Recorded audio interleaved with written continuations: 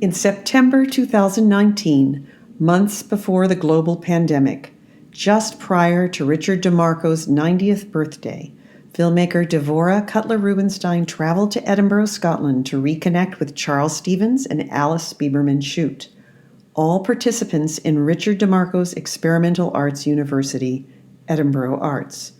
This unedited interview celebrates Ricky's lasting impact on their lives.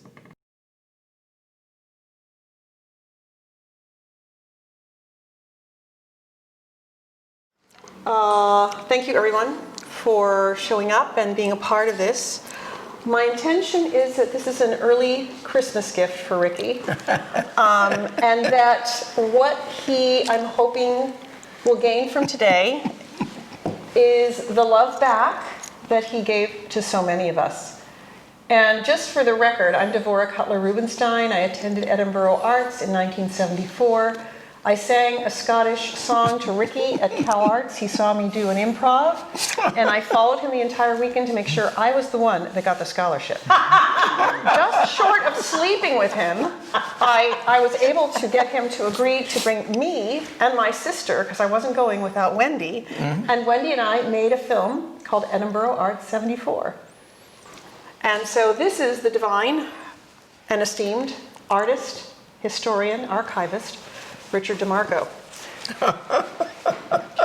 What a description. All right. And but so you just brought back so many memories of Cal Arts and the world of that guy, who was the one that was smoking cigars all the time.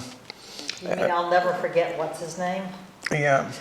And also the man who gave birth to the concept of the performance art. Oh yeah, John Baldessari.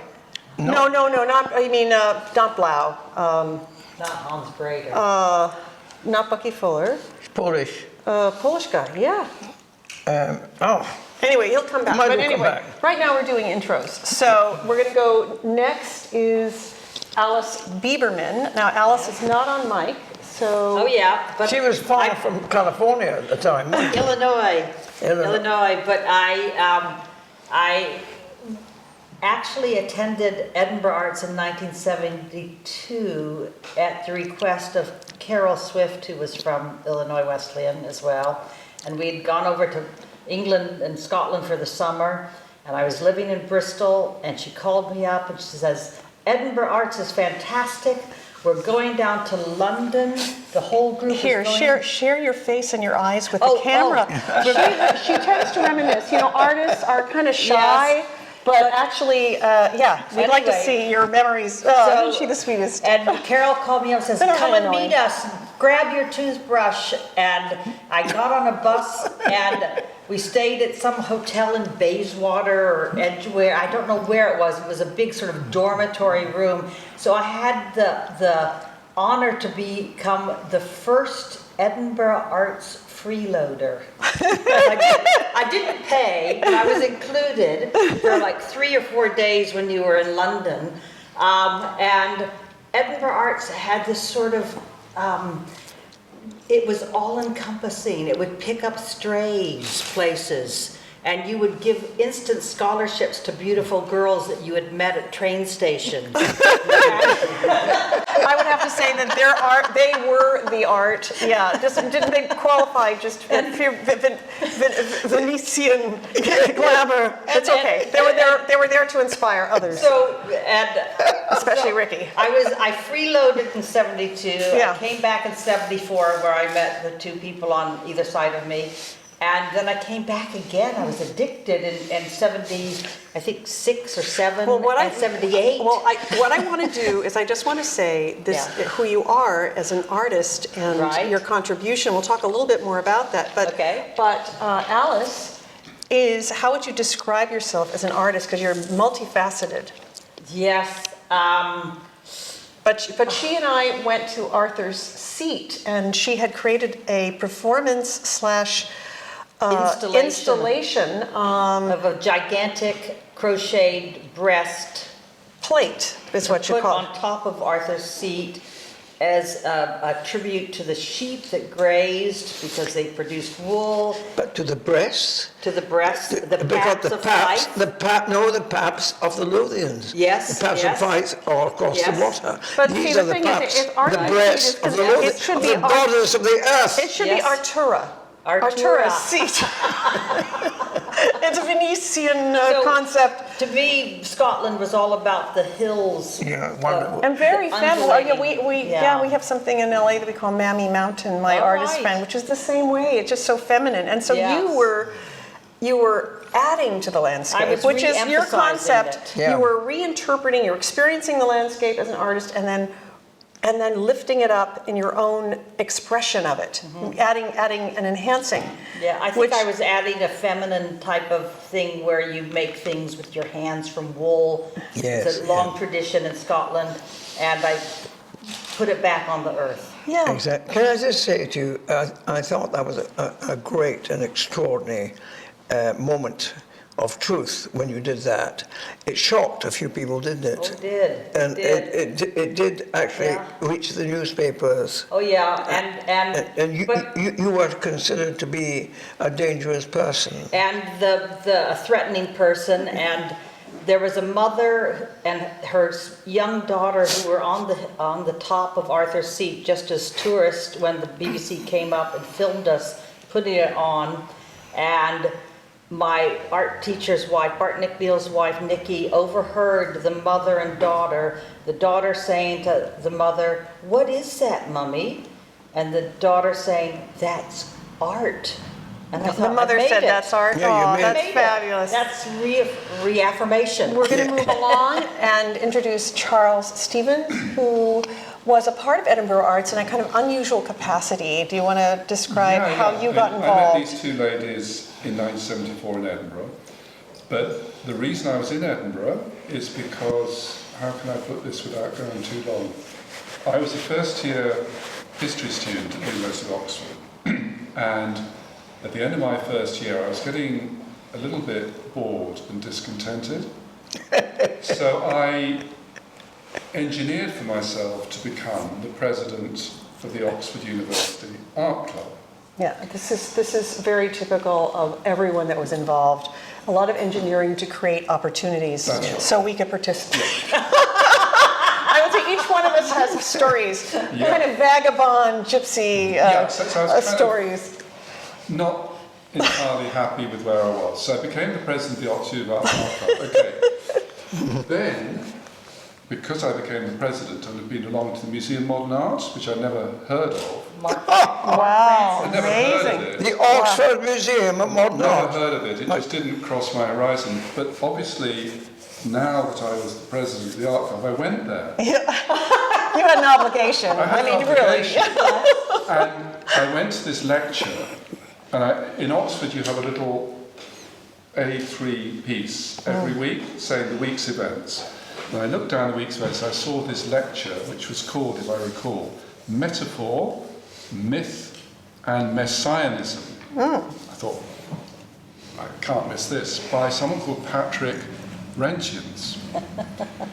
So I went down to hear this extraordinary lecture by, as it turned out, one of Richard's student friends from the Edinburgh College of Art. And I was... Did you say one of Richard's student princes or Friends. friends? Friends. I was a contemporary of Patrick when he decided to study art. He met his darling wife Anne at Edinburgh College of Art because I was very lucky. They were there with some very important people, including John Arden, the great playwright. Right, of course. Oh my God. All sorts of. It was a miraculous gathering of human beings. But he was outstanding. What was he like when he was a student?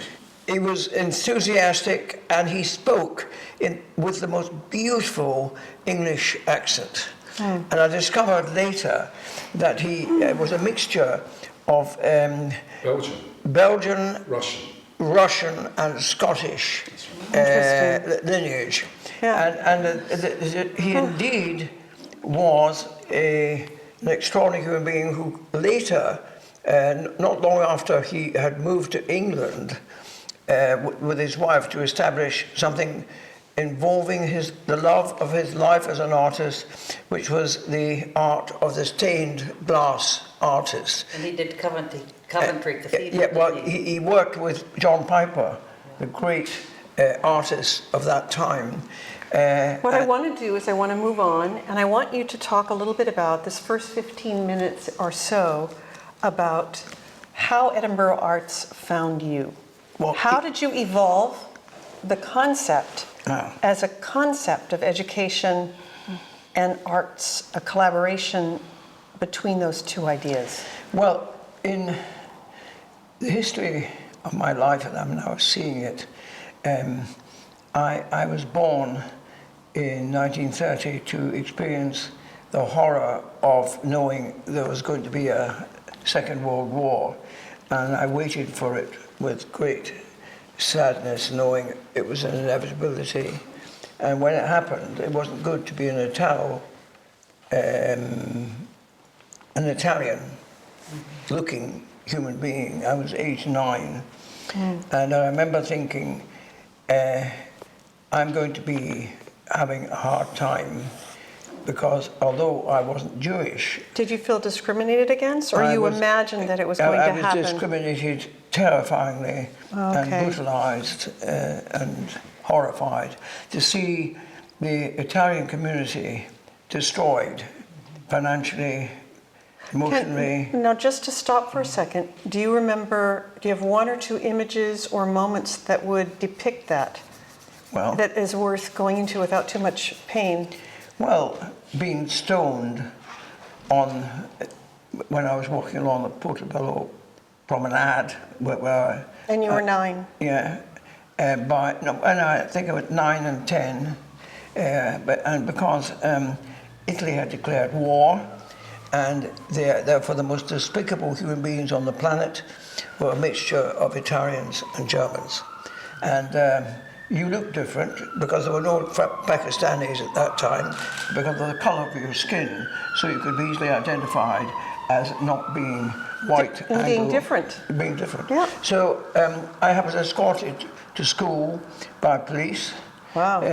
Because there was also religious, how can I say, people, fanatics, discriminating against the idea that there was something called Catholicism. As a Roman Catholic Italian, it wasn't a good idea. It was like being a Jew in Germany at the time. You weren't sent to a concentration camp, pogrom. But at the same time, the whole generation of Italians living in Scotland suffered tremendous. Well, what's interesting in terms of taking it to 2019, which is where we are now, is a fear that's felt in the streets. So, although I'm an artist and I'm attempt to make a difference through teaching, I feel afraid to speak out. I feel afraid to speak out on public media. I feel I'm being targeted, or I could be targeted by Trumpian, and I'm saying this is a time that you're talking about where you were stoned, but we're getting stoned by social media. And I don't want to get into philosophy, but I just want to say that I want to go back to what the role was. So the origins of Edinboro Arts is that you were an unprotected class of human. And so in creating this environment for what I call expressive freedom, what do you remember what I said this morning? Was it something expression? Oh gosh, Ricky, it was an expression that I was thinking of you so much about what you created, but it was a sense of freedom that you create, safety. A sense of freedom and safety. So you surrounded yourself with people in a way like we artists were the armor. That's right. That would protect you. Yep. And give expression to the oppression that the world felt. Well, it was. Is that part of? Well, I don't want to put words in your mouth, but I mean, I felt that. I felt that from you. You were insecure. We felt you felt vulnerable somehow. Well, I was incredibly vulnerable because the fact is, even when I was at art school, the words "wop" or eye tie or whatever. Right, you know, I wasn't the right type to be living in this world. Yeah. So I just say, I was fortunate because in Edinburgh, I didn't realise a miracle was about to be made. Spawned, yeah. It came from heaven. It should never have happened. But Edinburgh was a very sad, little grey nothing city, far from London. And it had suffered very greatly because of the war. And there was food rationing at the end of the war, and clothes rationing, and there was also rationing of electricity, so you couldn't switch on a light and expect a light to appear. It was a very desperate time, and suddenly, out of the blue, came, because of the hosts of angels suddenly appearing in the heavens above Edinburgh, a miracle. And the miracle was made manifest by the unbelievable reality of the world's greatest artists, musicians, actors, composers, writers, painters, sculptors, being attracted to Edinburgh as the world capital, not of Scotland, the world capital of culture. And this was the birth of the Edinburgh Festival. I attended that first festival. I was 17, and it changed my life because I suddenly realized that this language was really my language. It was my heritage, being an Italian, because, you know, if you have Italian blood, you're very conscious of the fact that if you mention art or architecture of the highest level, you automatically think of Florence, Venice, Rome, whatever. So I suddenly realized that there was no reason for me to be embarrassed or ashamed of my Italian heritage. And I didn't want the experience of the Edinburgh Festival to be something which condemned me to the role of a festival goer. From the very beginning, I wanted to be involved in it. But you're an architect. Isn't your background also understanding architecture and drafting? And so you approached this community with this sense of architecting. Yes. Isn't that interesting? Yeah, because the whole city, not now, because there's no evidence of the festival now except for posters hanging on railings. But the evidence of the festival then was the whole city was festooned with images, banners, with wonderful images of whatever the festival spirit represented. And every shop window on Princes Street would have a display of a poster. More than that. Yeah. The whole thing would be about their take on the Edinburgh Festival. Now, I was lucky in that, even when I was very young, I ended up being in charge of one of the great miracles of Edinburgh. It's called, it's a Patrick Geddes world. It's the world of the camera obscura, which is a fantastic invention. Yes, exactly. It's light falling on a table. Yeah, and on that and you can watch the people like in Paris and all that stuff just below, and they're little shadows, and it's beautifully happening. And I was director of it at the age of 17, 18. So in my student days, I had to, earn money to be a student. And I remember thinking that I was very lucky because right next to the Camera Obscura was the building in which the world of theatre was going to be changed forever, because a man called an Ulster man from near Belfast had decided to support the Edinburgh Festival, and he was the creator of open stage theatre. And because Edinburgh didn't have enough theatre spaces, they had to invent theatre spaces, and one of them was the assembly room of the Church of Scotland, and that's on the mount. But you built on that. See, he would take Yeah. 400-year-old abandoned That's right. butchery and a theater space. That's where Joseph Poyce did his work, and you built on that. So, Yeah, so Edinboro Arts found you in that you realized you had a home with the festival. Yeah, and Edinburgh was my stage. So I used islands in the Firth of Forth coastlines. I used derelict buildings. I used shop windows. I used whole streets. I used the hillscapes of Edinburgh, because there are 7 magnificent hills in Edinburgh. Nothing was sacred to me. As I said, I've always hated galleries. I've always hated theatres, and I've thought that the great manifestations of art in Italy, for example, take place in Siena, for example, the great race, the horse race, which is one of the great events. Well, here's the irony, Ricky. By you feeling unprotected, you created these protected spaces in public, unprotected spaces, That's right. challenging the status quo, Yeah. which made you not only a rebel, but at times persona non grata. And so you attracted me, rebel, Alice, rebel, Charles, rebel.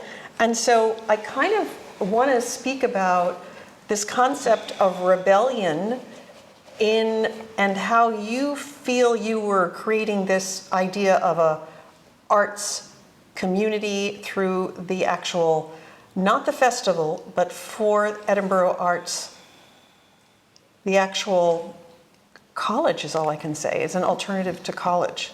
Well, Because actually, I got college credit, and thanks to Ricky. I don't know if Alice. I was already graduated, but you always timed Edinburgh Arts to end as the festival that's began. right. Yes, right. Yeah. And so it was a way into experience a festival, having been exposed to people talking about ideas and art and experience. And so you felt refreshed and then ready to go and get exposed. That's right. That's right. But it's true, and the thing is, Ricky, what you did is you started, it was like a dandelion, really, and we were like these little seeds that traveled all over the world, and that's why the purpose of today is that in a way, these seeds have matured, and what I would love to do is move to a second question and have you listen. We'll start with Charles, perhaps, and then we'll come back and talk to you. But about, for you, Charles, how was your life impacted being involved with this epicenter of art and culture? Because what Ricky did, and I don't know, we can say more about this, but Ricky brought artists from around the world. He went to colleges all over and then chose who he felt would be a good fit, all these sort of rebels. And some of us got scholarships, and then we performed over, I don't know, any one festival had over 500 to 1,000 events that he was responsible for at venues all over. So Charles, you were there, and so do you understand the question? I mean, I'm talking around it a little bit, but it's about life impact. Typical of something slightly different, but part of the whole thing, because you're all artists and everything, I'm not. So what I was... You're a poet, which is an artist. Well, yeah. I mean, we're all, Expressing. going back to Joseph Boyce and so on. But the point was that what happened to me was I was in a state where I wanted something to happen. Nothing was happening. Kind of I was frustrated. I wanted something to happen. Okay. And so I went along to this lecture, listened to Patrick, who was a revelation in himself, and I'd never heard anything quite like that. But then, into the room came Richard with his camera, as always. Can we call him the tornado? Yeah. Surrounded by, it seemed, a crowd of girls that were all around him, and suddenly, not only was Patrick a revelation, suddenly this is a very exciting situation in the Museum of Art, and I got to talk to Richard. Wow. And we were talking in front of reconstructions of sculptures from the Russian Revolution, Lukashenko, all those kind of people. And he just said, why don't you come and work with me in Edinburgh? Wow. Just that. I spoken for over 20 minutes, I said, yeah, I'll do that. And so I was literally, I had no idea what I was doing. I soon got lots of stuff through the post. So I said, okay, I'll come to Edinburgh. We'll see you in Edinburgh. Oh my gosh. So that is how it began. So what it's like an opening of a door into, not a magic world, but a whole new world of life. Mm-hmm. Suddenly everything was sort of rather dull, strained, not particularly alive suddenly coming out. And I'll tell you the actual story. I arrived in Edinburgh, into Waverley Station, late, sort of 5 o'clock in the afternoon. Good God. And I then came down to Great King Street, which is where Richard was in exile in a basement. And in Great King Street, I met two people to start with. One was Matilda O'Brien. Oh, right, Matilda O'Brien. So tear me off the here is what she would Matilda. say. She taught me that. Yeah. And then there was somebody very remarkable who Alice and Devorah will remember, I think. Ethan Allen Greenleaf, who was a descendant of what's called a signer, one of those who signed the American Declaration of Independence. So there was suddenly Matilda, who had a whole world with her, and Ethan, and then you two. And he came from the Maryland Chute. Devorah and her sister appeared, Right. and then suddenly Richard appeared in a black taxi. And he scooped us all up into the taxi and took us All to the our way seats. through. Oh, it was amazing. I And the remember whole- that day. That was just amazing. That was The whole incredible. story. Lambs, and you totally brought. You were like, The view- it was We incredible. still take people, when they come to visit us, we still take them around Arthur's Seat to expose the view around the corner. And there's this moment Magic when of Richard it. says, just wait for it, in one moment you're going to see Right. the fairy tale palace at the end of the universe. And it happens, because there's a little path, and suddenly you see the castle. And so we're taken around the lion, fairy tales and all that, and it was a completely, the whole history of Edinburgh and everything. And then we came back to Henderson's. where we all Remember had a meal Henderson, together. right? Henderson's a very famous deli. That's right. Vegetarian. And then after that, I went back to Richard's flat in Frederick Street, where he was busily, and this is very important, in order to raise money, because there was never enough money, he was painting watercolours so he could sell them. And so I sat with him till 4 in the morning, talking to him about the road to Mikkelsegi, because he was painting it. Wow. And then walked with Ethan down as the dawn came up Down to Frederick Teviotdale Street. Place. All right. So this is That was the first. that was a very hours. good segue. And what I want to do is perhaps go in closer to a medium, if we wouldn't mind, and have you sit here so I can ask you questions. And Ricky, I just want you to But it's basically that to opening listen that in. door. Suddenly Yes. he's in a world with people. This is the point. It wasn't just Richard, there was you, Wendy, Ethan, loads of people. Wendy's my sister. And yeah. suddenly we're all together and we're all doing Family stuff. and community. But you weren't It's a restricted to Edinburgh. No, I no, no. took you on the road Yeah. towards the magic world Right. of the Celts. All of that. Yeah. Dalrider. So we're just going to switch out. Do you need I have another SD card. Wait, don't move yet. We're going to take this off and switch it up. So do you need another SD card or I haven't? Okay. Thank you for being prepared. And great. So Ricky, what I want to do is I'm going to have Alice move there. Is that okay if I move here? You're going to just move there. Do you want a chair? Ricky, you're going to sit here, darling. You're going to sit here and listen. Right here. So where do you want me to be? I want you to be right here. Oh, between you and Alice? Yes, and then we're going to mic you. Yeah. Thanks, Ricky. On the jersey. Interesting. David Janczewski. That was the next year, Richard. Yeah, you better do that. Okay. Collins of the War.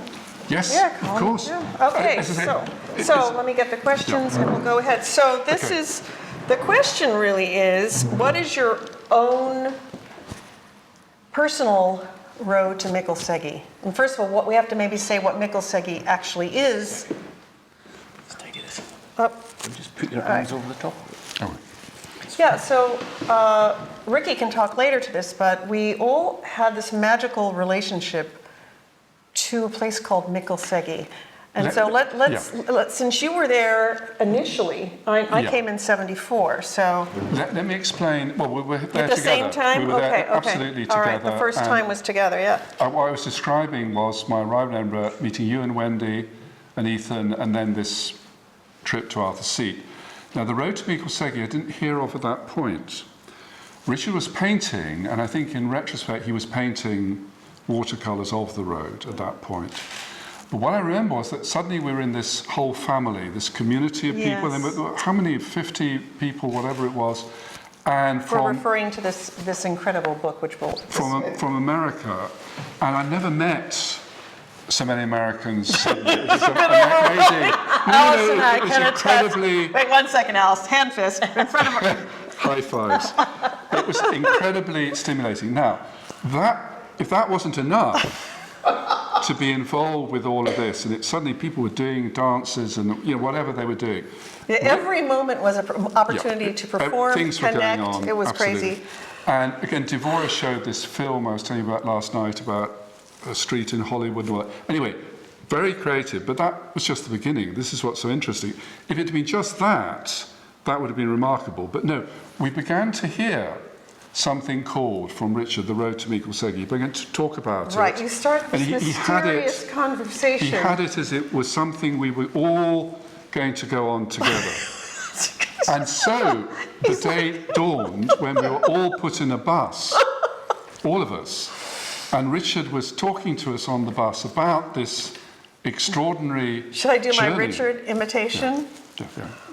Not too much Nicola Sturgeon. Oh, well, I okay? don't know. Then I can't do it. I have to go into Nicholas Sturgeon. It's You fine. go into We'll Nicholas do it Sturgeon. later. We'll do it later. It's fine. Okay. But he was telling us really about, and this is a very banal comparison, it was if we were on with Judy Garland on the Yellow Brick Road. I Right. mean, that's a banal one. Yeah. We certainly weren't... This is the most incredible place you'll ever see. It will change your life. You understand? And we're not This in is where Kansas anymore. Yeah, exactly. We're This not is where in Kansas. civilization begins. Pull back this little leaf. See the sign. That's right. That's a road to Meikle-Seggy. Yeah, But it was like that. But the pap on the gate post was the breast. That was the sign that you were at Meikle-Seggy, wasn't it? But- Was it dual paps? Was one on either side? Yeah, but also it was suddenly we were walking down this road. It's a beautiful day, and there was this story of the dragon at the end of it. Dunning. We're in the country, and the Right. dragon at Dunning, and all these beautiful hills. I remember all these things. I was talking to some guy about Frank O'Hara, who I'd never heard of, but I mean Frank O'Hara. I mean, all these things were going on. Lots of little Yeah. splinter All conversations. that. I was filming Yeah. it, Yeah. and we came upon Yeah. a small hut, Yeah. which looked abandoned. It was covered with soot, and I thought, somebody has to live here. So I went and I looked in, and there was a shadow, barely moving.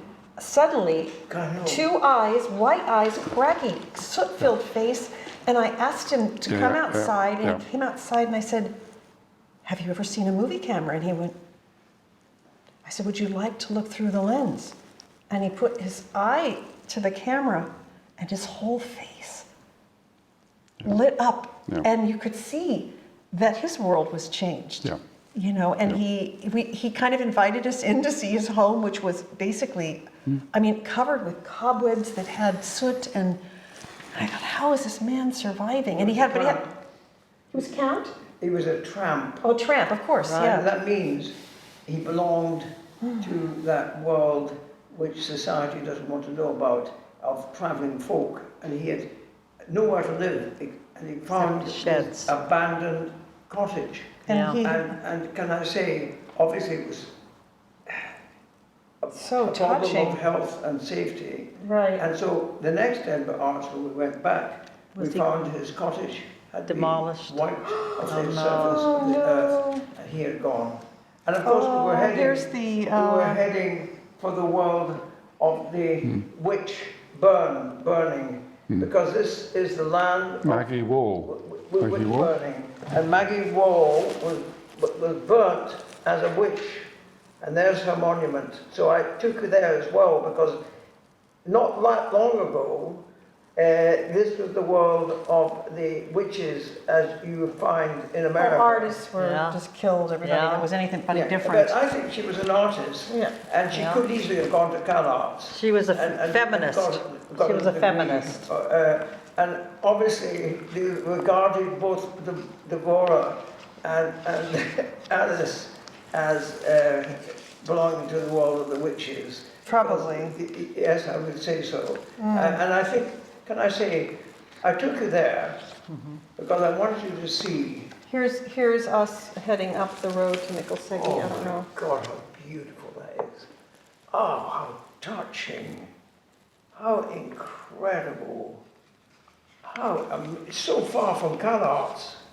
Who was that? Because I think that was Annie Golden. That's Annie Golden, yeah. And who? Here's on the road, here's the road. Oh, God, that's So the other thing about the tramp, this is so cute. Oh, there I am. How funny with Jamie and Wendy. Jamie Jordan was in the theater with us. Yeah. But outside was the rhubarb. Do you remember there was like big rhubarb stalks, and later we collected it and made Yeah. crepes or We were- something? So keep going with what is your personal road to Nicholseggy? So what was the Basically, evolution? What what happened? I think has just, what was happening is that for the first time when we're seeing the past and the present come together. And so that all these things from the past, witches and dragons and Celtic saints and all that, suddenly instead of that being locked away, it was kind of Fused. alive. Yeah, Yeah, and so right. the present and the past Right, it's like were waking brought up- together. Yeah, I think And that, therefore the future became right. possible. Right, If so that makes the sense? timeline. So Yeah. what you were doing, Ricky, I think, Yeah. was connecting as if there is no time. Yeah. Ricky, my darling. Yeah. So what you were doing, you were connecting as if there was no time on the timeline, the past, the present. So myths were in every stone, and you wanted us as artists to appreciate that and express from that place, which I think we had a Yeah. chance to do each in our own way. And then we were able to take that, you know, my personal road to Nicholseggy really became so many different incarnations in my own lifetime, you know. Yeah.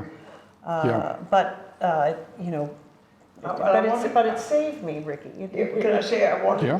to be released from the prison house of the world of academe, That's right. from I the mean, art school, the university, and I wanted you to see a magic world yeah. that is probably unique in the whole of Europe. It's about the edge of Europe, where Europe ends. And the light Atlantic in the west It and has the impact of the power of the sea and Yeah. the wind Yeah. and the currents of the great ocean. Well, here's the thing. We talked about Copernicus, who's one of my heroes. Always as a child, I loved this idea that Copernicus came in and changed the point of view. But what was lost is then this pre-Copernican pantheism. You know what I'm saying? Pantheism, sorry. Yeah. Where the intuition and mythology was celebrated and art was created from a place of divine celebration and joy. So as soon as Copernicus came in, it's like, oh, well, we aren't the center of the universe. And science sort of began to take the forefront, I think. I think that, again, Richard actually used to talk about this, I remember at the time, that the Renaissance, far from being a wonderful thing, was a catastrophe. And Richard was often telling us, which was totally counterintuitive. It's so counter to because what we'd learned all in of school, the in art wonderful school. artists of the Renaissance, of course, they were artists, that's the point. And artists are always able to find the vision, that's the point. Yeah. What Richard meant was not Leonardo was a disaster. No. There's that moment in time, and it wasn't that Copernicus was a disaster. No, he wasn't. No. He was a visionary. Right. It was that other things happened. People, they didn't get the point. And instead of seeing still that kind of world full of life and possibility, it began to become dead. And that one of the most interesting things last night was when Michael Ward said, you could not have talked in the 16th century about space. In the 16th century, the word space didn't exist. It was the universe, it was the heavens, whatever. Space is a 17th century invention that's dead. It's purely mathematical. And what happened was, and Richard was always reminding of this, is that the whole of the 500 years before, a kind of death occurred, and that he was taking us back to where life was possible. Right. But right. because... And redefining space. but So because, space and place became very important. because everyone who was in the creation of art. community Yeah. was a young artist Mm-hmm. or whatever, young artists, not artists who are on careers, no, they were learning. They could have then, their creativity was released, and therefore everybody, even the older ones, were able to bring creativity here now. Right. So it wasn't about career, it wasn't about your academic program. It was So we're here, we want to total respond. freedom. Yeah. With, if we can dance, we dance. If we can draw, we draw. Whatever we do, we make a film. We're here, we're going to do something. So it's that incredible It was totally vividness. non-judgmental. I mean, Alice and I felt, I mean, I think as women, are you okay? Yeah, I'm just I mean, I treading think, on this. I think, you know, to be an artist, you're vulnerable, and sometimes that Yeah, vulnerability of course. is experienced as insecurity. Yeah. And, you know, we you know, express or we externalize some of that insecurity. But Alice and I remember arriving, right, and feeling a little odd, right? Yeah, because it was the first time that I'd been in such a big group of, Should we switch places in micro, or No. she's fine? Okay, great, Yeah. yeah. that it was the first time that I'd been in a group of people my age where everybody didn't love me. And I'm thinking, hey, I'm lovable. Well, what's wrong with you? And I always felt like, you know, that like I wasn't a modern dancer, so I wasn't part of this. I couldn't do that stuff. No. It's And- great, but I couldn't do it. Yeah. And like, Actually, maybe you couldn't. That was very reassuring. You weren't doing it. but like it was the fact that like only serious, everyone sort of like had a little bit of their, you know, set Attitude in the a way little they bit, like. Oh, yeah. Yeah, The there's a bit of best, the attitude. higher hierarchy of artist expression, the dancers were the top. Yeah. And I think they were actually the most insecure, so that's where they were like securing their place at the top. Right, by looking down at other people. And didn't want to roll down the and- hill and- or dance down the hill. And Yeah, but they weren't dancing Yeah. in the classical manner or anything. It was- searching for the mystery of the goddesses of the water. You know, there was a there's river so many Yes. things. Kilmartin, where there was actually a fantastic film made, and I can never forget that sequence. Yeah. The Kelpies. The The Kelpies. Yes. Kelpies. Yeah. So Yeah. Kelpies were revealed. Yeah. Yeah. Well, Matilda O'Brien's son became a little Kelpie prince. We put a little Kelpie, you know, one of those giant, gorgeous Oh, those- water. No. They're not water lilies. I don't even know what No, to call them. there's a name. Esculture. I forget what there's a name for these. They're incredible. Anyway, they're about this big. Yeah. And so you turn them upside down. So we wanted to, again, create the 3 ages of man, Yeah. look at how men, we were looking at as young feminists, how men Yeah. feel threatened by women and how they have good reason to. I mean, if you look at all the myths of the sirens and the kelpies. And the witches. And the witches. So we were trying to dismantle the mythology by creating a new way of looking at it. So the Waterhouse had done this Yeah. amazing painting Of of Ophelia. Ophelia. Which your sister did that, yeah. So I got my sister an outfit. right, yeah. We found a What river. an image that was. That was a fantastic And- One of image. the great images of the history of the Edinburgh Festival. Nice. That image, Wonderful. your sister, Flying in the Ophelia. water. I know. Yeah. And this was a Shakespearean Yeah. work of genius. Yeah. He included that Yeah. in the story of Hamlet. I mean, Yeah. like magical beyond belief. And Right. it's in a stream. So even though you weren't in it, Ricky, we were creating these gentlemen. I think you were one of our gentlemen, and we got an outfit. I can't don't remember. think I was. Well, No, if no. you look at the image, I was very scared of I acting. don't know. There was something. And dancing. And dancing. What's wrong So with I was Parker, who's enchanted now by in it the, all. But anyway, so we created that, and we had the water was cold, but we Yeah. didn't care. We pretended to be. I forget who else was the other water kelpie. It might have been Karen from the. And we got them outfits, and we had them lure. We got costumes. I don't even remember. I mean, I remember going to it was like a cage where you could rent lights and camera and all that stuff. And I remember. Oh. And I remember thinking, you know, I walked in with my American accent, and they said, "What do you want?" And I said, "Well, I'd like a, 2K, I'd like this baby legs." And then he went, "Okay." It's like no woman had ever walked in and just sort of done. So we just, yeah, sure. You So- don't. They don't just expect you to expect it. twiddle a knob if you're a woman in the technical So it was world. like, it was like, oh yeah, all that stuff I knew. At least I knew that much. So, Yeah. but we had so much fun. But I was speaking to Devorah last night, and I was talking about there was a safety Yes, the net safety that you base. put around us. Yeah. And we explored the countryside like I've never explored the countryside. We were free to roam in the wilds and the beauty of Scotland. And to sleep. I mean, But we felt safe in it. Artists who feel unsafe, safe, so that we But can like- then. Yeah, and it was just this amazing freedom. All the places that you took us, it was like I've never been able to experience that again because It was a one-off. yeah, Well, and you took It's a us template. It's yeah, not a one-off. It and doesn't have to be a one-off. when I came to I came from Illinois, landlocked, flat cornfields. I moved to Bristol, period city on a bay by the water. I left Bristol to go to San Francisco, period city on a bay on the water, same light. You took me to Edinburgh, another period city Old Town, New Town. on a bay, Yeah. no paint on the stone, not like Bristol in California. Yeah. And when people say, what brought you to Edinburgh? I go, Ricky Demarco brought me to Edinburgh. And that was, you know, how many years ago? Almost 50 years ago. I don't know, half a century. Yeah, and I feel like I'm Edinburgh's gift from you. Yeah. That makes me really sad. It's okay, Mimi. It's all right.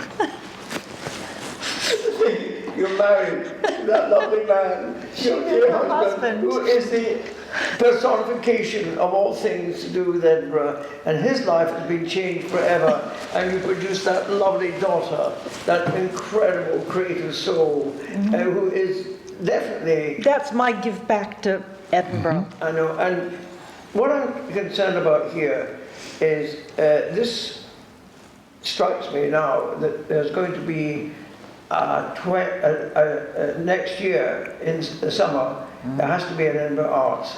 And it has to be the Edinburgh Arts which brings everything together in celebration of my 90th A birthday. reunion, Yeah, yeah. that would be wonderful. It's coinciding Yeah, let's keep on. with the 50th anniversary of the moment when Joseph Boyce came to Scotland, because he was involved in this. I mean, you had the greatest living. Yeah, he was there. I mean, he came. Yeah, he was there, along with Cantor and along with all sorts of extraordinary people. But can you both speak, well, all three of you, speak a little about what happened at Gilped, about that swimming pool? Oh, that was very fun. Well, I want to say about just talk about place for a moment, that we felt so safe. So Jamie, who was Wendy and my friend, we would roam the hills, and one time Jamie and I fell asleep in this amazing field of sort of new grass, and when I awoke, there were thousands of white bunnies, and they were all just sort of there. Watching you, Watching like us. Watership Yeah, Down. And suddenly I said, Jamie, be quiet, there's bunnies. And he went, what? And suddenly the rabbits, scampered this like carpet of white.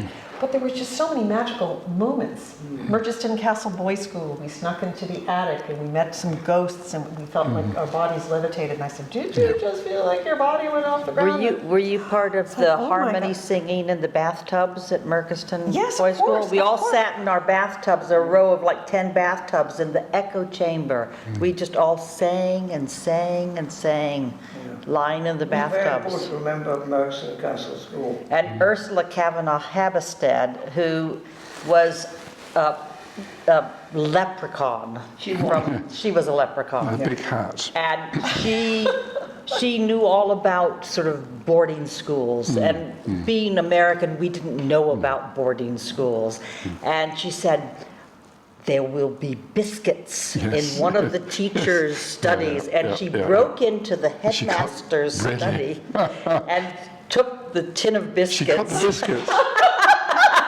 How wonderful. That's so great. Blue biscuits. I'm sort of remembering this tin. Oh my God. But there was just moments, so many moments of fellowship and great conversation. And I remember thinking, how can I just encapsulate? I made a dress for Edinboro Arts. I designed it where it was maroon velvet with turquoise piping, and it was a pioneer dress. I had found an old pioneer dress, and I duplicated it. I wanted to come to Edinboro as representing, you know, The prairie. The little house on the prairie, yeah. I don't know what I was about, but I just, no. you know, I just Interesting, the clothing thing was very important. You know, striped sweaters and striped stockings. Here I am in my stripe. Yeah, and I mean, just there was a sense of just kind of like, let's push against the boundaries. Wendy, my sister, and I, how audacious of us, but we went to Henderson's and we wrote poems about Scottish oil, limericks, and we would hand them to people. You said, do you know what's happening in your bay right outside? And they said, well, yes, we're Scots. You're American. And I said, we know we're American, and we're watching you. And then we would sing Scottish songs. Yeah, and they didn't even they didn't even know about Local Hero, the great film about the oil and all that. So and years later, I'm in touch with and met Gillian Eaton after, who's studying at the Royal Shakespeare Academy and teaches Shakespeare in Detroit there in Ann Arbor, and she's amazing. Her son Tristan Eaton is now commissioned to paint these large-scale, beautiful graffiti art. I mean, Disney hires him to do all of the Disney horror films in Disney World, and he is now painting on those abandoned oil derricks. So he's commissioned artists from all over the world, graffiti artists. I mean, but they're artists. It's not like, you know, I mean, just amazing work. So out of Edinboro, then I was more aware of Gillian. I did an Irish play. I directed. So my Mickelsegi is that it led me into my sister doing improv professionally and having quite a life as a voiceover artist and actress. Me actually making a choice to become a studio executive, but doing theater at the same time, and trying to always do political theater, do theater, and then still make movies, always turning to stand-up comedy when I was diagnosed with breast cancer, What's Scarier Than Cancer, stand-up comedy, and then doing a documentary about it. It's all good. I mean, I'm saying, and then meeting my husband and doing improv and continuing to perform and to continue to use art as a political forum, like not political, but in the Aristotelian sense of man as a political animal. You know. Can you tell me, talking about filmmaking, you realise you were working with Edinburgh Arts, two of the greatest filmmakers. Sally Potter. Sally Potter and Jackie Lansley. Were amazing. The Limited Dance. I mean, it's world famous filmmakers. But then Rebecca O'Brien, she Yes, went on indeed, to work she did. with Ken Loach at 16 films. That's right. Yeah. And Sherry Kalki did her own version in her performance art, went on to document her work in a way that was original and interesting. But Sally Potter, yes, she went on to become this amazing director. And but you just created a sensitivity and awareness. I just want to thank you because Alice was talking about how you recently saw Meredith Monk, who was a hero of mine. I brought my husband to go to a workshop with Zap Mama, who is an amazing world-class jazz and performance artist. And these things, if you had not laid the foundation for our sensitivity to the world stage of art and to continually to try to challenge the status quo, I don't think we would be the people we are today. Well, I just don't. say, I'm now fighting with all the strength I can gather in my now war-weary, because it's been a battle, and I feel as if... Taking a toll, Ricky, on you. It's taken its toll, and I am now seeing that my beloved Edinburgh Festival has become something that I wouldn't want people to experience, because it's no longer what it was. It's just one great big money-making machine full of stand-up comics, which have nothing to do with the world of both of you. How can I say, and it's nothing to do with the world of Charles. It's a very strange world that I'm having to face. And I'm also dealing with the, not just the idea of tourism, which has taken over Venice, Florence, the city of Bath, maybe not yet Bristol, but so there are more tourists at any time in the centre of these cities than citizens. So you've got one citizen for 19 visitors in, for example, they checked that out in Bath. So how do we protect the soul of Edinboro? Yeah, well, this is why I think Edinburgh Arts has to be about, has to work on that theme. And I think one of the ways in which we protected the soul of Edinburgh was we spread the spirit of the Edinburgh Festival, which is the spirit of creativity and love and humanity beyond Edinburgh to the far reaches of Scotland, to the areas which are not about urban spaces, but are about, for example, the little town of Loch Gilphead, about, and we transformed university spaces like Stirling, and we also transformed places which were given over to the kind of usual Scottish education, which is at Merkston Castle School. We transformed these places. Well, in parks, you would go into parks and you would have the performance. You know, people In the would, street? In the street, and we had Jackie Lansing and Sally Potter, and the dancers dressed up in top hats and suits, and then they did this incredible thing which led to Jackie and Sally in their like full wetsuits and hat things and walking like what are they called, paddle fins, walking out and disappearing into the ocean. Flippers. Through the tidal waters Yes. Yeah. of Loch Gilphead. Loch Gilphead, yeah. Yeah, and that was one of the greatest things I think ever happened at But the end. if you see the people watching, they loved it. They loved it. They were transfixed Yeah. by it. Yeah. There's a great moment in that from the film I remember.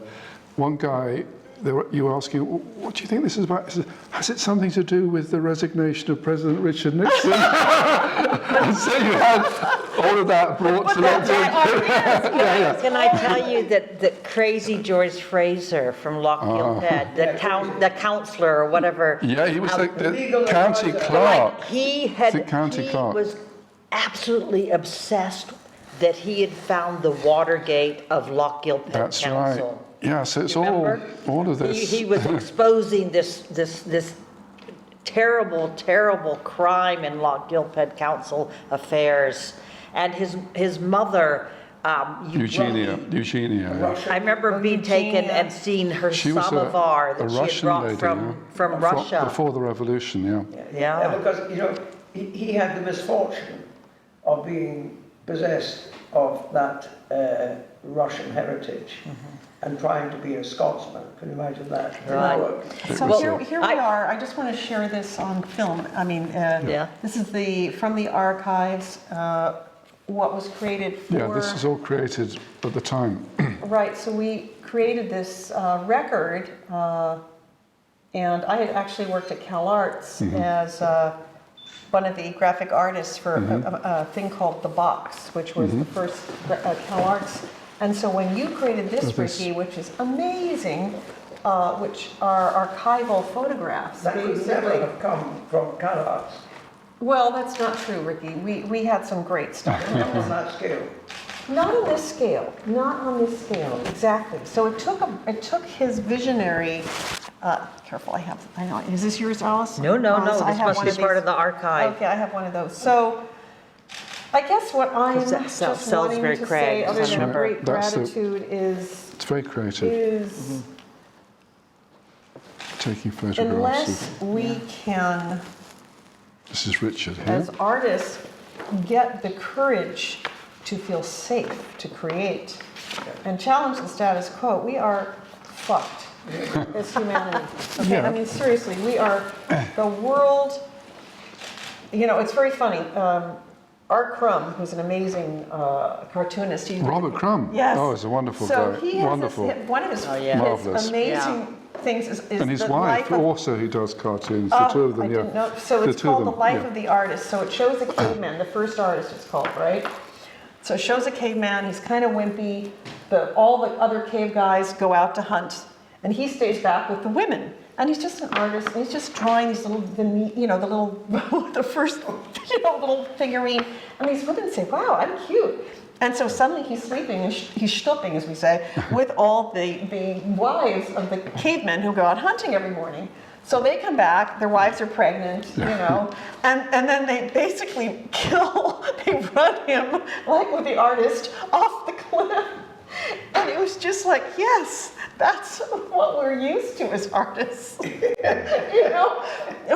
We impregnate the culture, right? The status quo, the hunters resent it, and then we are killed as witches or locked up. I mean, do you know Alice's performers went to prison for working with these dancers? Do you know about that? I know about that. Alex, can we talk about in that? I think it was 1979 or 80, I did a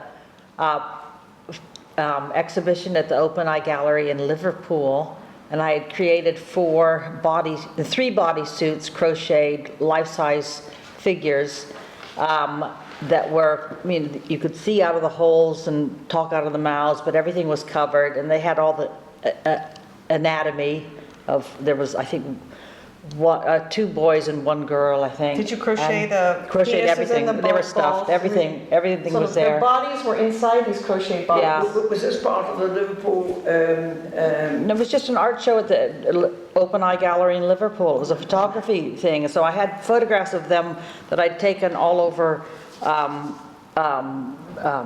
Edinburgh and from Annie Buick Copley's house in Great Milton. And Are you still in touch with? no, I haven't talked to her. But then we did a walkabout because they were And doing you a had film. hired these dancers to Well, no, the gallery found them, and Mitra Naragi's friend I was staying with her, and she was talked into being one of the models, and they got arrested. And they were taken to the police station. I went down to the police station, and when they were charged, they were dismissed. The costumes came back. Indecency? No, it wasn't indecent exposure. It was,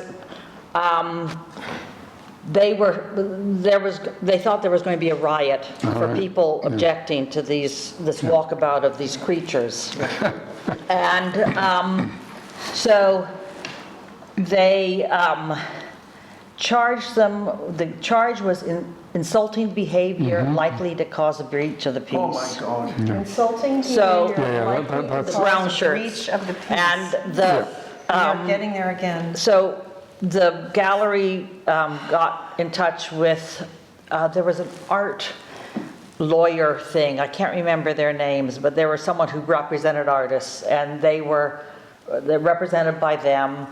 And the judge fined them £25, and the art law decided that wasn't right. They shouldn't be charged. They didn't break any laws, so they appealed, and unfortunately there was a Welsh Baptist elder as the judge, and to punish them for questioning the authority of the courts, he put them each in prison for 2 weeks. So the girls went to Styles prison, is that the women's prison, and the other ones went to whatever prison, it was near Manchester. And Good God! yeah. Isn't that amazing? And- I'm just saying, this is And the impact. I remember You got people arrested, Ricky. speaking to Bart McNeil, I was in tears because I thought, I can't believe that I put people through this. And Bart said, Alice, just realize that you've created something that was so much a part of society that you were subjected to society's laws. And so, but it really, because I'd taken things that I had painted and I made them 3-dimensional. I created performance art out of it. And once I was punished severely for it, I just then took them back off the street onto the wall again. in defeat, really, because And I also disappeared too. In other words, we would Yep. put ourselves out there, which I did at CalArts and my work. I'm not going to talk specifically about it, but I felt so misunderstood. I actually didn't invite anyone to my whatever the senior show. I had an Graduation. entire gallery filled with my work, and I had my 2 advisors I'd there. love to see photographic documentation of that. I think I have some of it, but I mean, there was a small installation of stones and sand. I had giant pieces of paper that had rips in them. It was called the flowers they are ripping. It was sort of in migration of like, first there was a rip and then it sort of became like a little bit of a flower. There was a giant, I got in a box and cut it to look like an editing bin and had constructed something that looks like what editors work on, and I hung film on it and I had a fan and I called it Moving Pictures. Just, pun. And yeah, because John Baldessari was my mentor and Pat O'Neill. And so I showed my documentary where I had time lapse of my home being destroyed. And but I was so, I was shut down, Ricky, and it's unfortunate. And maybe that's what the only flaw, because I have one of my questions is what would you do differently, is that I think in the same way that you're archiving these fractals, these portals into memory here, I would have, and I felt a sense of regret that I didn't stay in touch. In other words, with these people that I had just had the most profound experience of my life. And suddenly we were scattered again like dandelions, working in our own arena, but not feeling safe. Yeah, It was really hard. It was hard. Can I ask you to consider the fact that you also had to deal with the special unit in Barnini? I remember going to Jimmy Boyle. Yeah, and what are your memories of that? I mean, there you were. Okay, so we're talking about a trip to a prison, Not right? any old prison. But the one maximum security, so the viewer understands what's happening. Maybe you could at least give them a sense of what the piece was and the origin of the Was it piece. 1975 that the special unit started? Actually, 73. 73, right. Because we the most- worked with the most famous documentary filmmakers. people were Larry Larry Winters and Jimmy Boyle. and the other Who was married to Carolyn McNair? what's his name? The sculptor. Yeah, A very, very Hugh wonderful. Collins? that's it, Who yeah. was the couple that were the videographers? They were always arguing from morning until night. They were so entertaining. They drove around in a little Devorah. blue MG. That, And they had That's Devorah, I think. their photographic equipment, and they just were documenting everything. That wasn't the couple that. It's not Do you your know bad. Bill Beach. Maybe it was Bill Beach and. It's Patrick Ranch's What was? Her name was voice. Whitaker. Right, Monica Whitaker or something That's like me. that. Yeah, his I wife. think Yeah, but Have they you seen were. that photograph there? No, that one. This one here? No. Over here. Oh yeah. See, Well, no, there. is this you. of the? Yeah, that one. Oh yeah. Is this? Yes. But there's me with. Oh yeah, we Yeah. were doing theater. But here's another example of a collage, a photo collage of all the. Yeah, you did that, yes. Oh my God. And you were working with And those. here's me with my sister, right? And Yes. Jamie, right? Okay. And you remember in Logistic meeting the people who were responsible for the local punk band? so I know we stayed at the converted army We were barracks. talking about our experiences And, because I ran off with this. Rebecca O'Brien was the cook. she was. And She was, you're right, yeah. Judged She the was. American palate for oatmeal or porridge. Oh, I think, yeah, let she me made- make some oatmeal for you. And she This is- made oh. a gigantic Yeah, vat quite of enough. oatmeal. She did, yeah. There was just a dent because people were like, oh, like that. we didn't want to be rude. And she thought, I've wasted all this oatmeal. What can I do with the oatmeal? And she tried to make was Scottish? oatmeal Oh, she cookies was? with them, which were so rubbery. You can't undo oatmeal Was to she make Scottish, biscuits. if I remember correctly. Was she Scottish? What was her? Rebecca, Yeah. yeah. Matilda's Half daughter. Scottish, half Irish. Yeah, Oh, okay. Her Matilda's father daughter. was from Ireland, Mickey O'Brien, Oh, And what was Irish. the name of Matilda's house in, was it a Turfield. farm? Turfield. Turfield. And it was in Peebles. Right, Peebleshire. right. The Are you talking about Matilda O'Brien? Yeah. Oh, Right. Matilda. Yeah. She's amazing. It's a lot, do you know, very close to Peebles is the burial place of Merlin. Right. The Eildon Hills. But Matilda was helping James Blevins, was the guy who was doing a project. He was one of the students, and he was doing a project on Merlin, and Matilda helped him find the grave, Yeah, that's which is great. above where Tweed and Powsale meets. That's where he's buried, and that's up. Yeah, amazing. One of the things about Ricky that I will say is that you you commandeered and opened a window for Charles. You were like that, Ricky. You were like you would grab people and bring them into this experience. Like Douglas is being You're brought right, in now. exactly. Yeah, that's just Your next tag, you're in. And he was been wasting his time 4 years in At a dodgy Edinburgh. university. Oh, yeah, dodgy. With people But who have we the can't faintest reject idea culture of being unless we art. understand These are it. simply art historians who wouldn't go anywhere near a living, breathing artist because they're Too playing dangerous. safe and they're getting paid a lot of money, and the whole system stinks.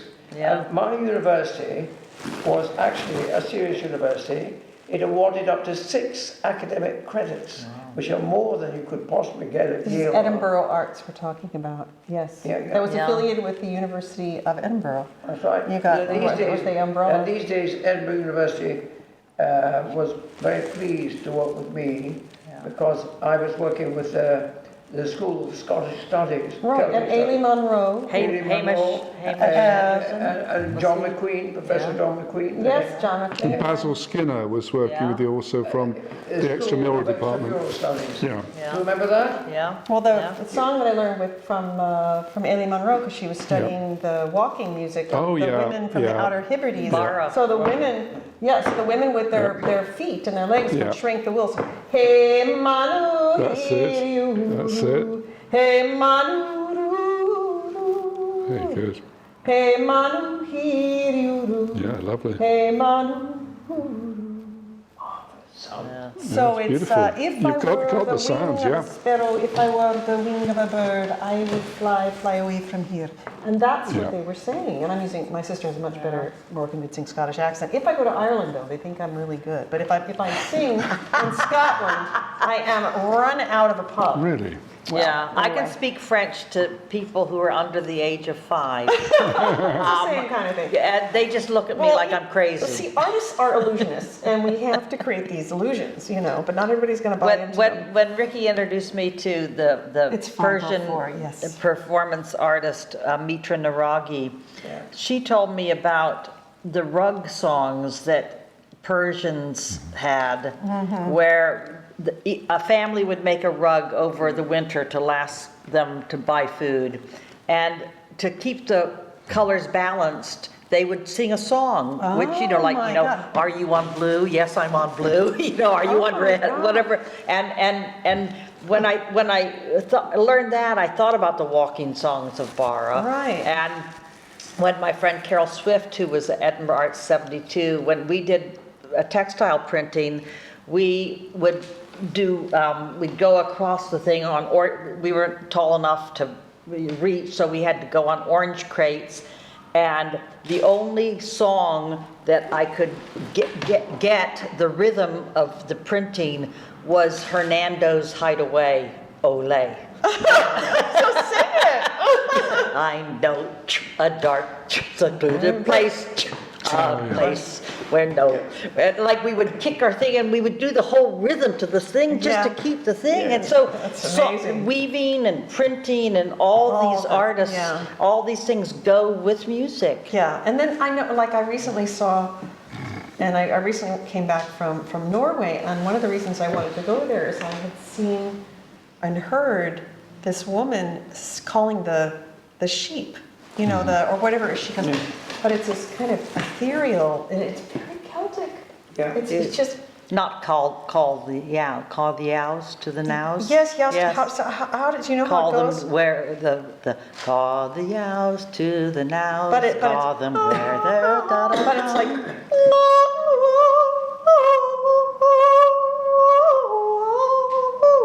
You'd get more sheep than I would. Yeah.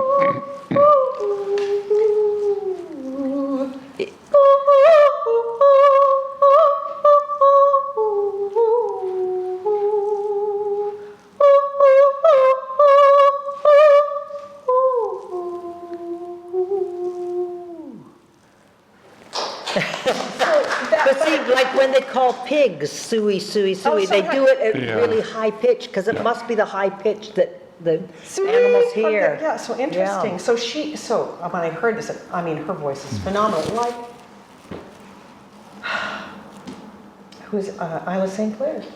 Yeah. Isla St. Clair. And also, the other thing is the purity that you taught us about the expression. So Isla St. Clair, she didn't go out and go, you know, here I am, and watch me, and here I am. She just go out on stage and suddenly open her mouth in this very kind of, almost like a statue, and this voice would come out. So like this voice came out of Edinboro and spoke to us from the Stones, from Ricky pointing at things. And then we found our voice like in some sort of weird mirror neuron, you know what I'm saying, assembly of This could possibly consciousness. happen in some dodgy place called New College, Oxford. That was a different institution altogether. And what I'm worried about is that we have created a system of education which is all-powerful. It's a machine. It's very not a dangerous. great industry, and everybody's encouraged to attend university so that they can get a piece of paper at the end of it. Well, I'll say something. In terms of how Edinburgh Arts affected us, the way it affected me is actually goes back to Patrick.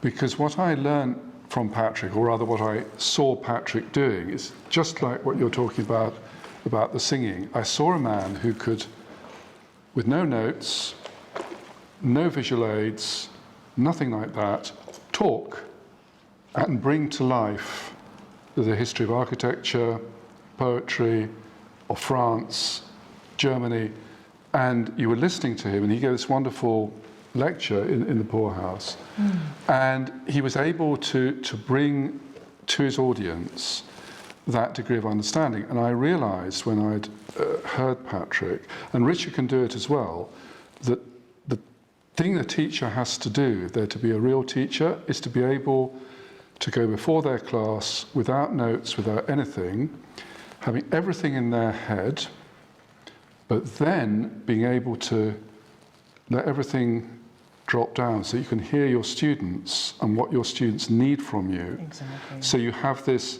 dialogue. You have the resource, but you don't impose it on them. You sit on it and you wait for when your students ask you, and you're listening to them. And I think that's the thing that I learned from Patrick, and then it was not less obvious with Richard, because Richard was always active, performing, organising, but actually he was also showing people how you teach. So actually I spent my life as a teacher. I retired last year, I'm now helping Richard And I'm here. But teaching. it was that 38 years of teaching. How did I get away with it? I learned from two masters, Richard and Patrick, how to do it. Yeah, And I didn't I'm the have- same yeah, way. yeah. I feel like Yeah. I realize that it's not really my information, it's really the relationship that I have with my students. That's right. And if I can You have to have connect that with them, relationship, yeah. if they remember one thing or two things, and they feel inspired, right? Yeah. And that was the whole purpose, is to Well, ignite in them yeah.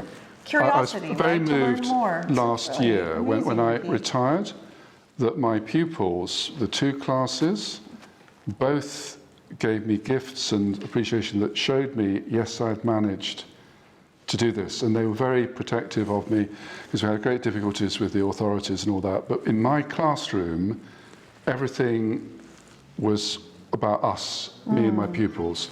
And it meant that we could sit and work together. Protected environment. Going back, Protected environment, feeling safe, thinking that about, became a real credo this for is what us. I learned from one of my favourite classes of all time was 3 students. One of them was a Russian, Alex. He was the son of a Russian nuclear physicist. He was a big guy, quite burly, very teenage boyish. Okay. And then there was Rupert, and Rupert had what we call Asperger's syndrome. So Rupert's very clever, but he kind of didn't look at you, and you didn't quite know how he was responding and all that. And then there was a lovely girl whose name I can't quite remember, who was a goth. Her face was completely white. Very beautiful and elegant, but she was very kind of like that, very gothic. And these 3 children, we spent a year together studying history together, and they were wonderful because each of them would have been lost anywhere else. But in our little group, a Russian, she was an Australian Greek girl, and then Rupert, who was Asperger's, and we were able to work together. Why? Because it was all about us. And as I say, the teacher has to put themselves completely aside, and you wait until you feel your pupils, you get their trust. Like And this is what I learned from Richard. Bunnies came. This is what I learned. Yeah. Because I saw him doing it. Ricky learns so much from his students. And Well, that, again, I have for my students. Me too, And yeah. I think that when I met Ricky again when he was at Craigbrook Castle, is that right? I can't remember what year it was, but I said, Ricky, you need to be on Facebook because there will be people looking for you. Yeah, that's probably true. Ricky, you invented networking before it was a thing. It is completely you.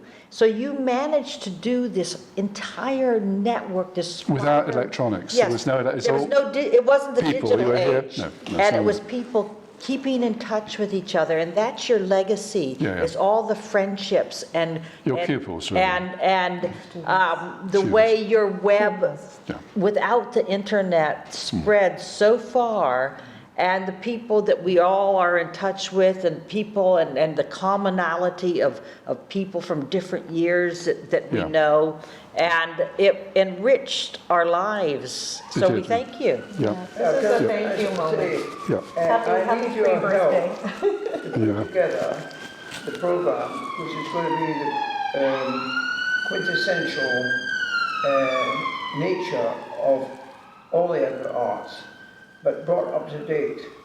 It has to happen because I destroyed the Demarco Gallery at the moment when, having created this dialogue with the prison, speaking to murderers and treating them as creative beings, I got up the nose of the government, and I was condemned to be ostracized, and I left the art world in 1980. What's that? Which is so bizarre because the idea of rehabilitation and healing, it's just so But- counter to Yeah. intuitive. It's so I've never had counterintuitive the financial support from the government since to then. keep Edinburgh art But going. you had people like Jean Barrett Smith, who was on the I remember Jean, yeah. the Board of Prisons Yeah. thing, and she was a very She was a great supporter, but most Yeah. of my great supporters are dead. I mean, I'm now living with the Douglas fact Hall is dead now, isn't he? He passed away It's this very, year. it's Yeah. very sad, Yeah. Ricky, that to be in a certain- 95% of my friends and colleagues are Well, dead. we will make a plea. We need to close. Alice has got to go work, and I want to let you know that I love you very much, and I appreciate you. And we will have I to. believe in Scotland, darling. I'm leaving Scotland for Paris tomorrow. I teach at Acting International in Paris, so I'm meeting with the head woman Right, there. okay. Can I just say to you, And I'm teaching. can I say one countdown Yeah. to the 9th of July? Okay, look in the camera and say that. We're Yes, gonna talk. one countdown to the 9th of July, which 2020. is my birthday, and that will be the first day of Edinburgh Arts. You will have roughly a month to prepare for the Edinburgh Arts dimension, creating the Edinburgh Arts dimension for the festival. But the festival is in a very bad way, and it will not take place. It will not take place in Edinburgh. It will take place in various nodal points outside of Edinburgh on the road to Maple City. It will involve as many people as I can gather who are still alive, who remember Edinburgh arts, and that's why the email I received today from Cherry Gorky. Oh, yeah. Oh, did you say hello? Oh my God. She just said hello, so I want amazing. to say The way it happened, Richard, it's important that you should know this. We have a Facebook presence, but we haven't, too much staff to talk about. However, we have a Facebook presence, and Fernanda and I have been working on that, and I have recently been looking at it every day, and I look at who the friend requests are, and then I look at who, how it works. And I saw yesterday, my goodness, Cherry Gorky, can I be a friend? I said, yes. And then she replied immediately, and so Richard then has a message from her. And so somehow I think we have to gather the tribes, We need to gather the tribe. clans, It as is were. about the tribe. I think there are a lot of the them, total number of people so she's just one, but who there experience Edinburgh arts need to be gathered back. reaches something, it's definitely near 1,000 people. It's a family. Yeah, it is a family, It's very a community. small, really, But in the world. it's very important small. But because of the energy Yeah. put into the. guess what I'm going to, I hope, have it. It's going to be in the world of Ossian, who is the son of Fingal. Fingal is connected, obviously, with Fingal's Cave, and in Ireland, Northern Ireland, with the Giant's Causeway. Fingal was the giant. This is the world of,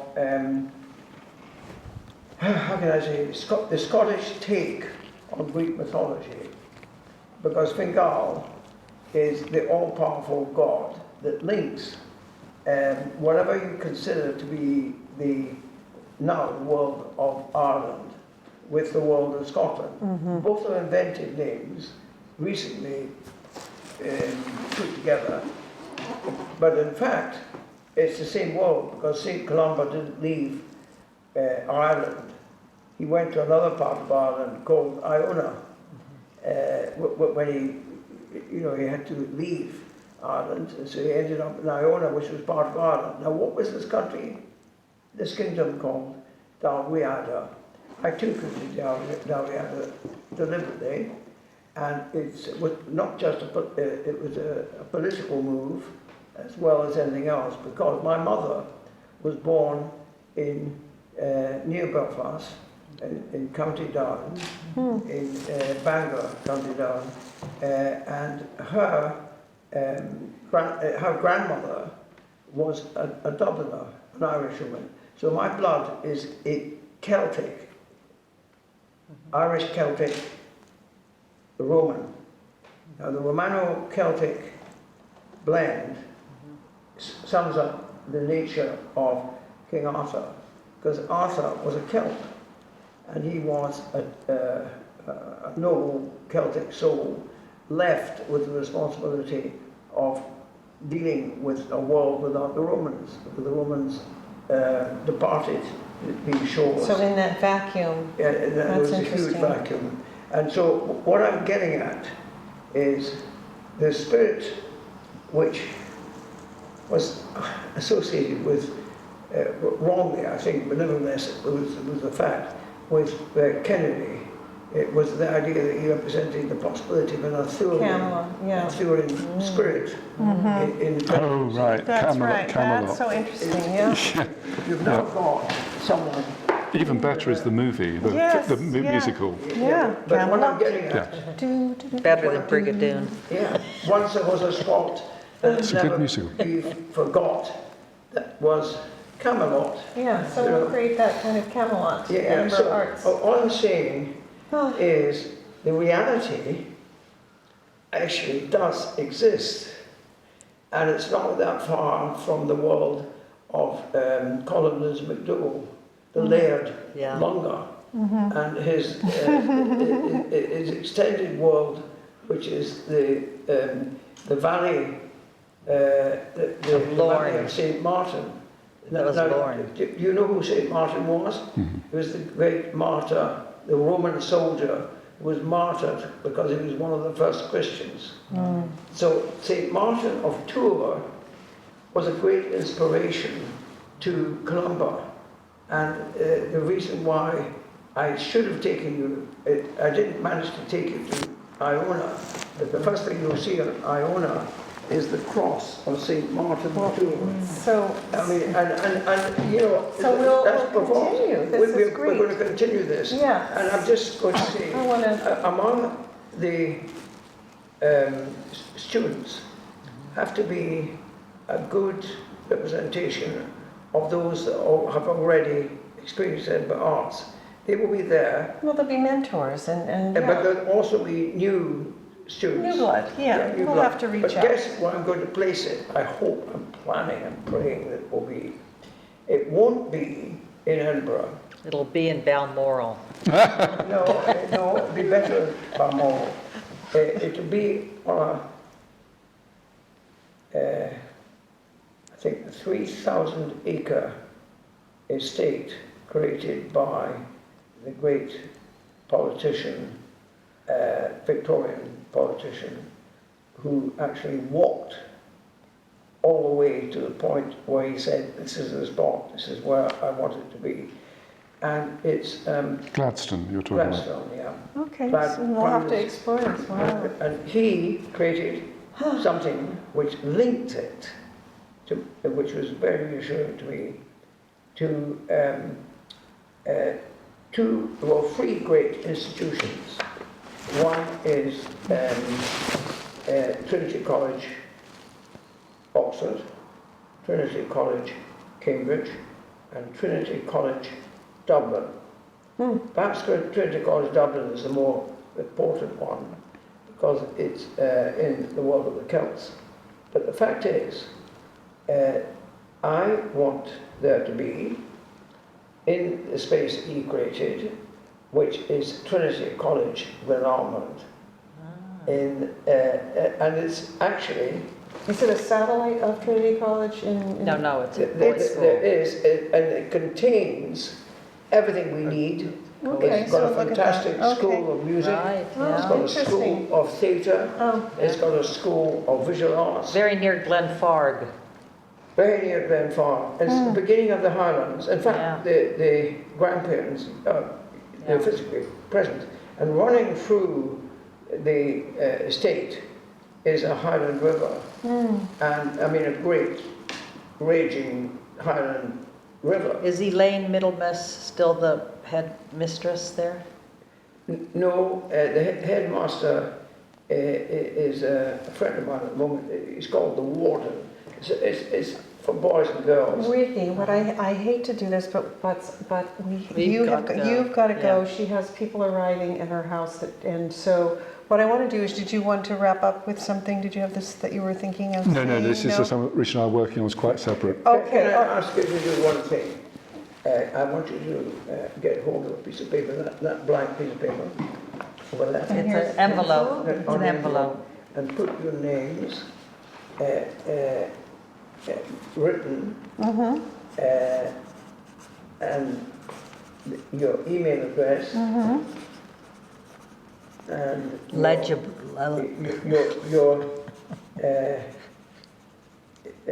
your memory, the outstanding memory of Edinburgh art. Oh, yeah. 74. 74, I would have to say. Your sister is Ophelia. Yes, sister. I guess Sister Ophelia. Yeah.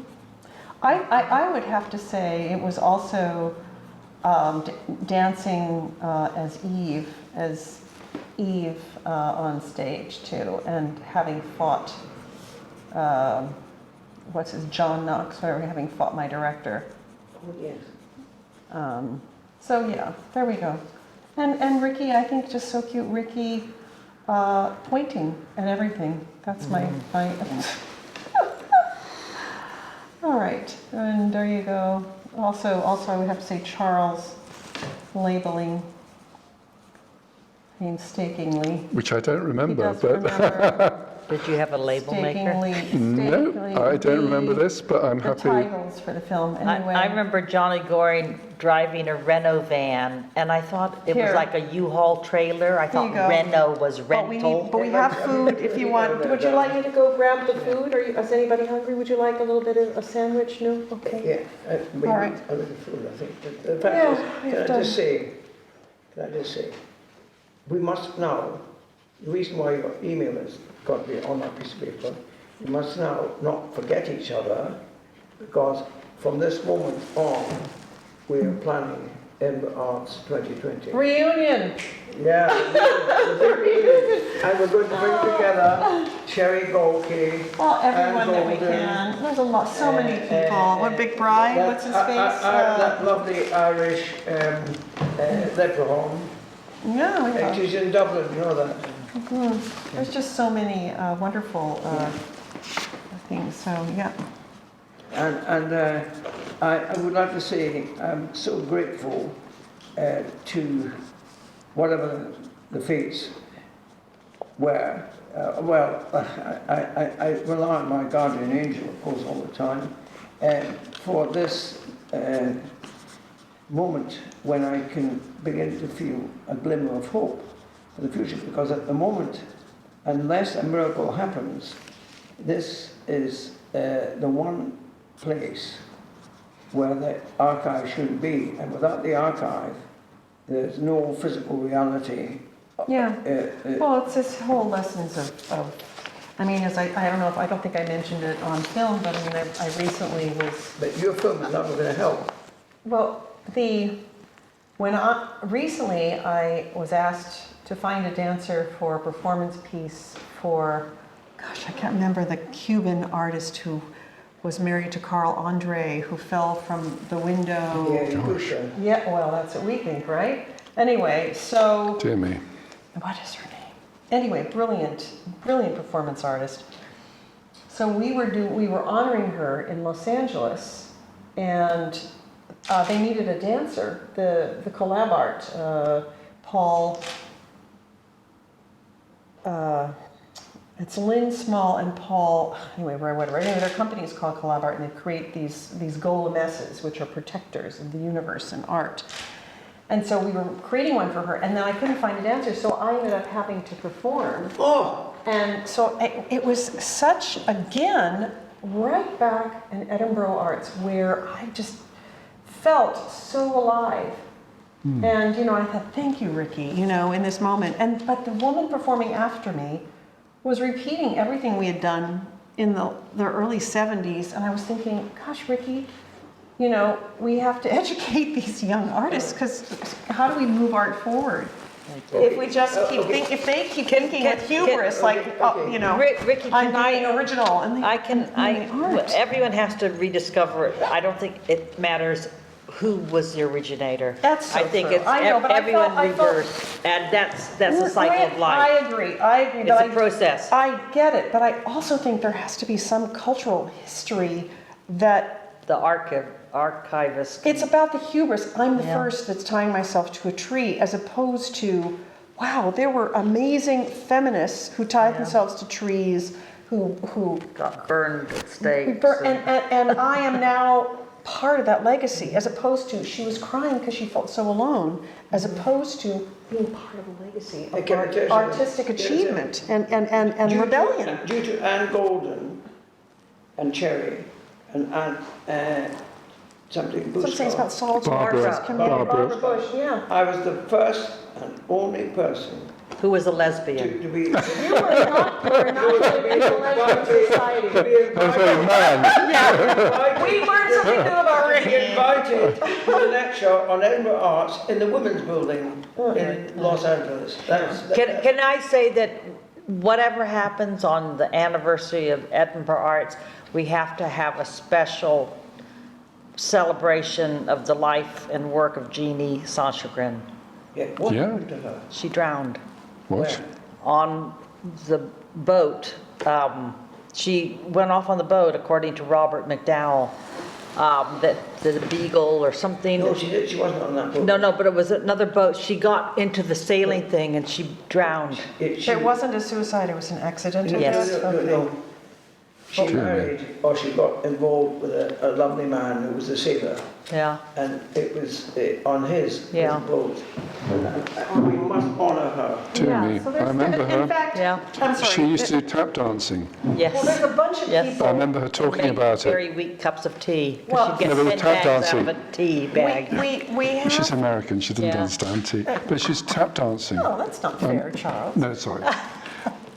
Tap dancing. I used to We say, had a tea party. Yeah, Held in Boston.